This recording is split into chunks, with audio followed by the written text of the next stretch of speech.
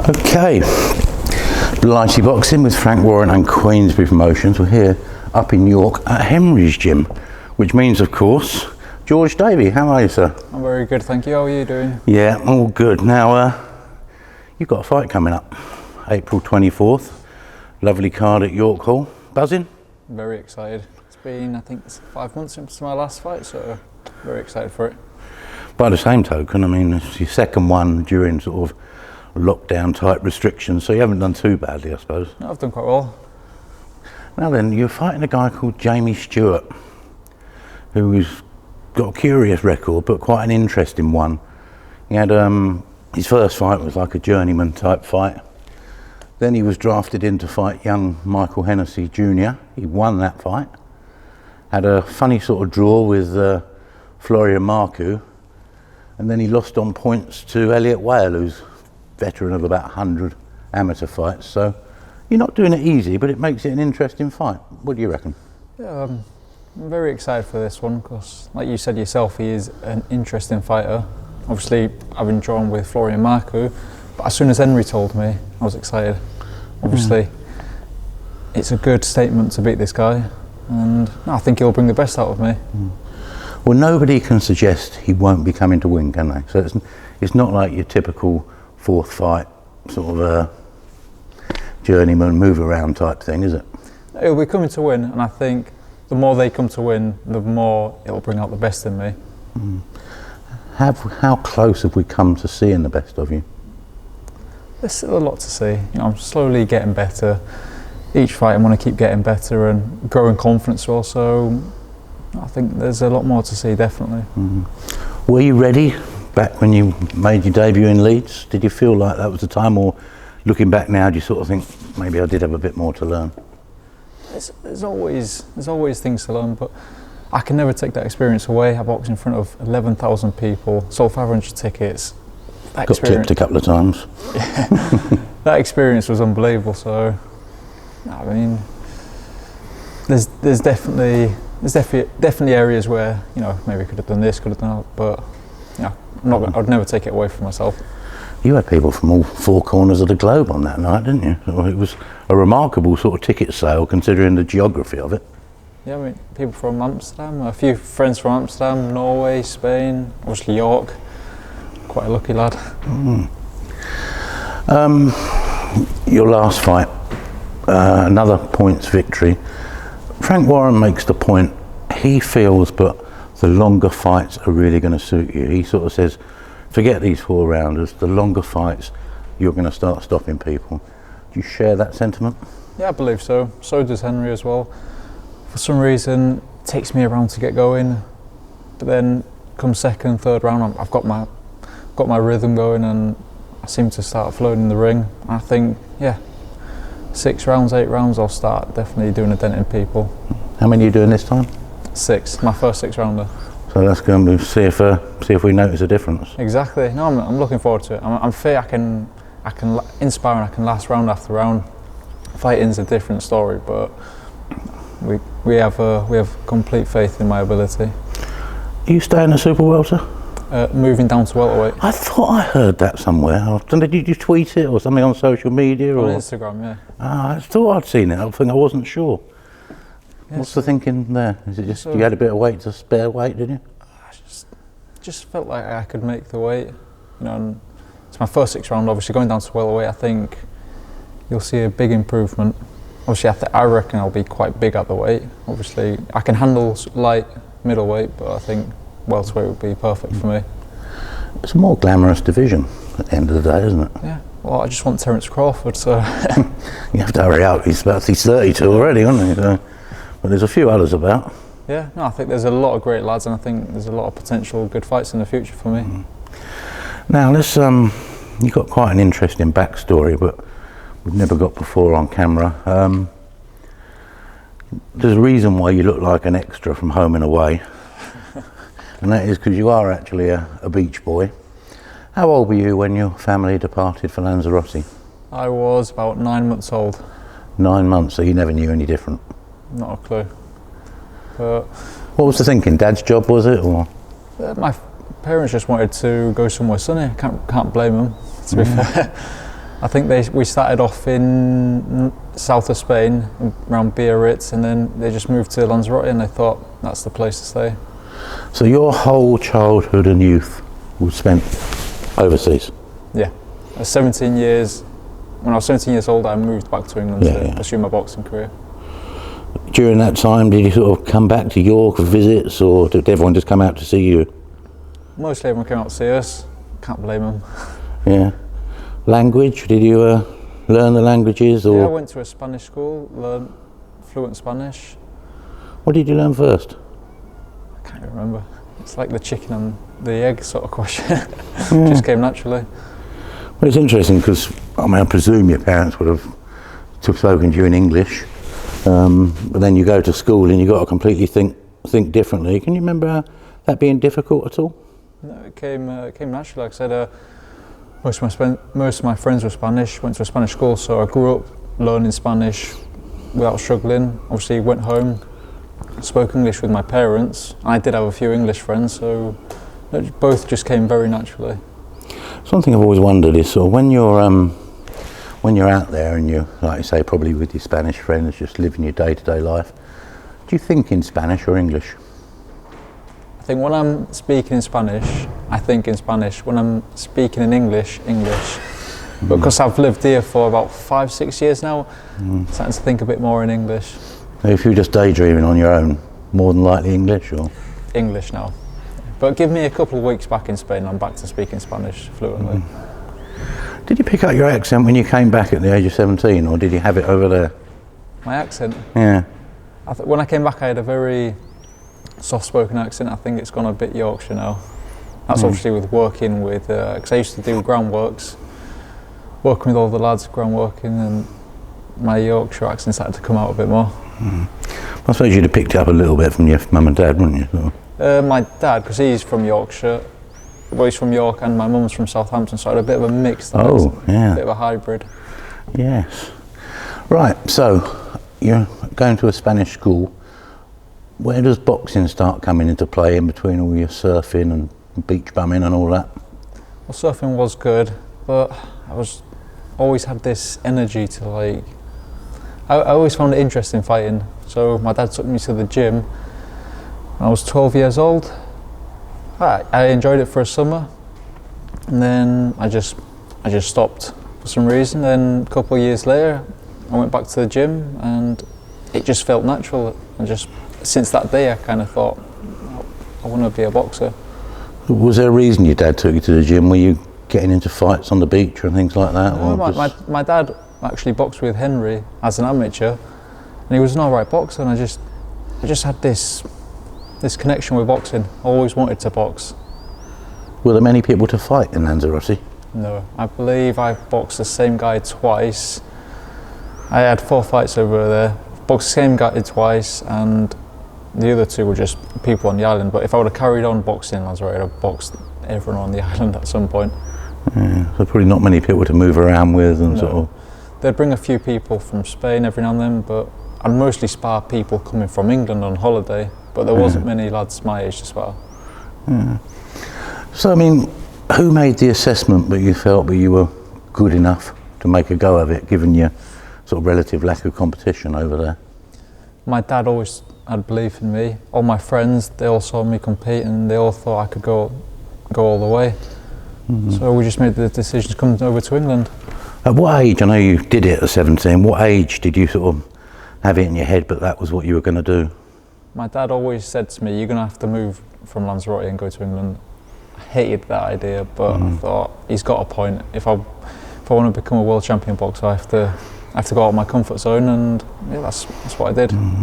But did you kind of feel at 15, but you know, when I'm 17 I'm going to have to go, or was it a shorter term Pretty thing? much straight away. I think around 14, that's when it kind of started sinking in, and then obviously when I was 16, that's when my dad had the conversation with me that right next year that you're going to have to go back to England after you finish school. How hard was that, jumping on a plane and leaving paradise? It was hard. The first year moving back was very hard. Not many friends, of course. I did a part-time job. I was very shy, but everything works for a reason. And now, boxing for Queensberry Promotions, I'm I'm in a great gym. I've got a really good family here. I've made a lot of friends. Everything's worked for the best. But back when you were 17, it was like almost moving to an alien country. I mean, like I say, apart from the fact you are English, but you didn't really know anything from here, did you? So you didn't have any memories. No, it was, yeah, like I said, the first year was definitely very hard. But, you know, just got to deal with it. I was going back to Lanzarote every couple of months for like a good couple of weeks to make me feel. That's what helped you ease yourself in. Yeah, make myself feel a bit happier, because I used to get a bit down, but now, you know, super happy over here. So obviously your dad, like you say, trained with Henry. What was it, a phone call to organise it all, or did you have a meeting beforehand? Or? Well, we saw it in the papers that Henry was opening a gym in York, and my gran lives in York, and I thought, that's a perfect opportunity. So we came over, we met Henry, I trained, I sparred, and I thought, no, I like this place. And he obviously saw something in you. Yeah, got me 50 amateur fights, and now that's a real, like, a condensed, packed amateur career in the space of just a few years, wasn't it? Yeah, we always thought if I was here from the age of 13, I would definitely have been in the hundreds, but you know, the amount of experience I've had is unbelievable. It's not easy to get an amateur fight, you know, getting 50 together. I mean, that was quite some going, and you didn't actually lose that many either, did you? No. A lot of them was going away, like competing in tournaments around England, Haringey, that sort of thing. So that's how I got a few in a few years. When you first jumped in after landing in England, was there a golf in standards but you weren't expecting? You know, because obviously there's more kids boxing around here than you would have been used to. Yeah, my first fight I was very nervous actually. I was there thinking, I wonder what the standard's going to be like, but I stopped the lad in the first round and ended up having a 10 winning streak straight away. So I instantly thought, it's not what I expected. At what point did you like develop a style or your identity? Because I mean, you're quite a clever, patient sort of boxer, bit of a style merchant.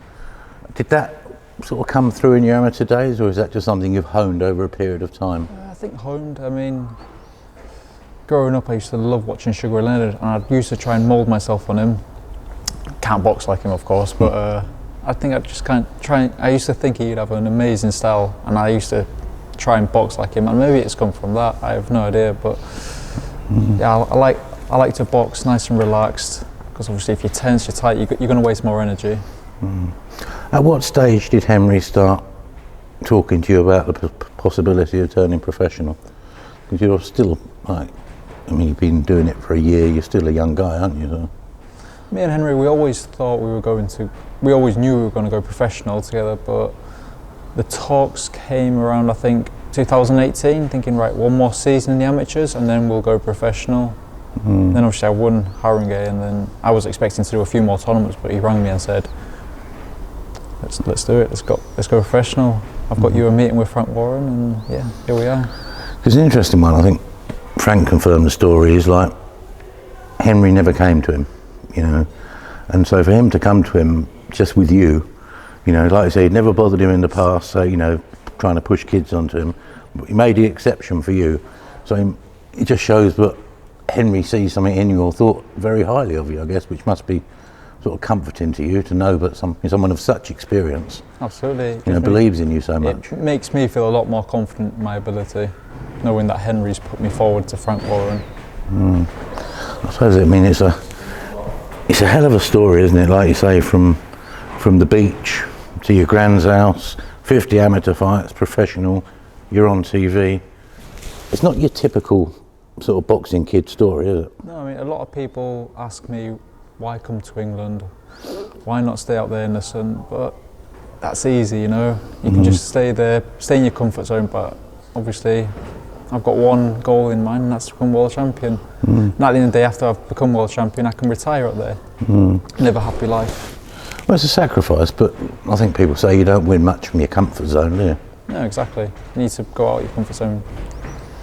Now, since turning professional, I mean, you're probably impatient, but have you sort of accepted, but you know, you need to get these first 10 or so fights under your belt. It's probably going to be a painstaking process, it's going to take a little while, but you got to do it. I'm not trying to rush it. You know, these fights are coming in nicely, and obviously, the longer I have outside of fighting, the more I can practice and perfect my craft in the gym. So I think everything's happening nicely. Take you back to last March. The country basically got shut down. Parts of Europe were shut down before. When did all this start computing in your head, but sort of things are going to be very different for a while? And it's different for you. I mean, we all just got told to stay indoors, but you know, you're here, your family's there. How much was going through your head about what your next move was going to be? You must have been sort of pulled in all sorts of different directions. It was a tricky one. I was actually in Spain at the time when everywhere started locking down, and everyone was telling me to stay in Lanzarote because obviously all the gyms were closing. I would have had a better quality of life out there, so I thought I'll stay here for a couple of months. But yeah, it was all unexpected. I had no idea when anything was going to go back to being normal, when I'd fight again. So I just thought I'd be patient, train, and wait for a good couple of months and then come back. What did your girlfriend think of that? She wasn't too happy with it. You chose Lanzarote over. God, it'd be nicer out here in the sun. Because she was meant to join me actually for a good couple of weeks, but her flight got cancelled, and she's a mental health nurse, so she had to stay and work, which is unfortunate, of course, but no, she wasn't too pleased. Yeah, a few bunches of flowers to go over that one, wasn't it? A lot of making up to do. How strict was it over there? I've been hearing stories from Spain, but you were only allowed to walk your dog 500 metres from your house and things like that, was it? It was ridiculous. You'd have, because police out there can be quite aggressive. A lot of people are scared of the police out there, so yeah, if you walked your dog 50 metres from your house, you'd get a shouting or you'd get fined. But luckily we were next to the beach, we're in a quite a discreet area, so I could walk freely, no one really bothering me. I'd go for early morning runs before the light came out without anyone bothering me. And then obviously within a month they started easing the restrictions a little bit. But the first couple of weeks, we're confined to barracks, month, it was a bit of a nightmare. And what's the place like? I mean, Lanzarote is a place which the whole economy is probably based on visitors. You know, was it just empty and strange? Yeah, because obviously we live right on the beach, so you're always looking at the beach and there's always like hundreds of people completely dead. It was a very strange sight to see. I'm very happy I did go though, because my mum was there on her own. Really? My brother and my dad, they were stuck in Indonesia surfing for 4 or 5 months. So my mum was on her own. So obviously, you know. So you didn't get them back for 4 or 5 months? No. Is that just because of travel restrictions? They went out there pre-lockdown, and when they were out there, it was very tricky for them to get back. Blimey, what did they have to do? Stay in a hotel for all that time? Or? They were staying where they stayed. It was very cheap though. Yeah. Food was very cheap, very healthy. Were they actually trying to get back? No, they actually really enjoyed it out there. I was thinking of joining them for like a few weeks, for a couple of weeks pre-everything, but it's a good thing I didn't go. So you had to look after the home front. Exactly, had to be the man of the house.